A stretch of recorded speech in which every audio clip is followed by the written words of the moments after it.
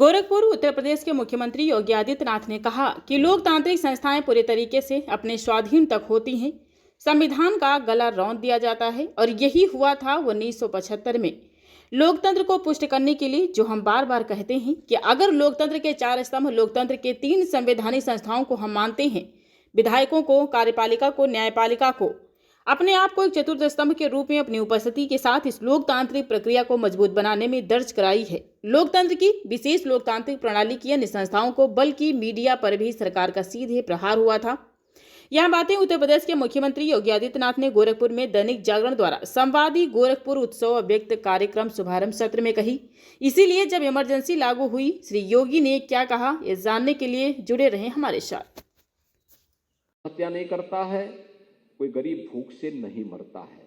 आज तो भारत के अंदर 80 करोड़ लोग और उत्तर प्रदेश में 15 करोड़ लोग फ्री में राशन की सुविधा का लाभ प्राप्त कर रहे हैं।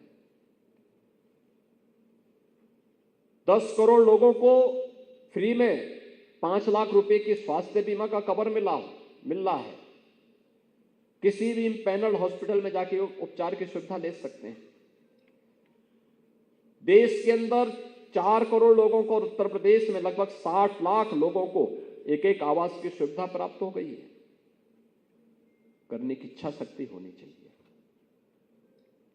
इसलिए सरकारें अपने विकास की बात करती थी, अपने परिवार तक सीमित रहती थी।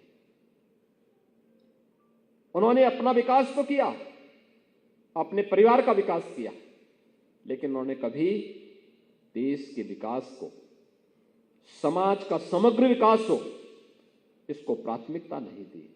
और वही कारण था उत्तर प्रदेश पिछड़ता गया, पहचान के संकट के दौर से गुजरता गया। नौजवानों के सामने पहचान का संकट, किसानों के सामने आत्महत्या, गरीबों के सामने भूखमरी, महिलाओं के सामने असुरक्षा जैसी स्थितियां खड़ी हुई थी। व्यापारी अपने आप को असुरक्षित महसूस करता था। लेकिन आज इन सब से हम उभर करके देश के ग्रोथ इंजन के रूप में अपने आप को स्थापित कर रहे हैं।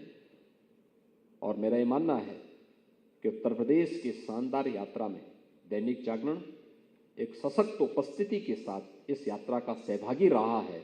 मैं इस अवसर पर इन गोरखपुर संस्करण के 50 वर्ष पूर्ण होने पर मैं गोरखपुर यूनिट को, पूरे दैनिक जागरण परिवार को, यहाँ के स्थानीय संपादक जी को भी, उनके जागरण के निदेशक सुनील गुप्ता जी को भी, प्रबंध संपादक तरुण गुप्ता जी को भी और संपादक आशुतोष शुक्ल जी और उनकी पूरी टीम को हृदय से बधाई देता हूं और